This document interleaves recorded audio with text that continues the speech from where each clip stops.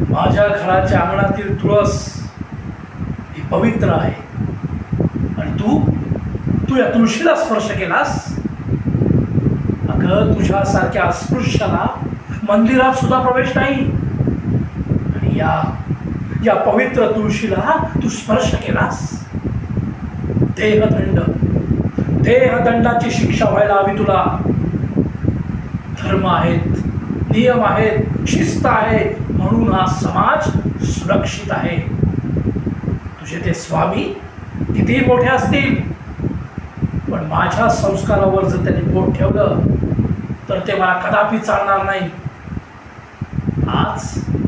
आज एका अवंतीने परवानगी मागितली आहे, उद्या 100 अवंती येतील परवानगी मागायला आणि ही भिंत तोडून टाकाल तुम्ही. पण मी हे होऊ देणार नाही, हे चालणार नाही. हा संघर्ष माझ्या श्रद्धेचा आहे, हे लक्षात ठेव.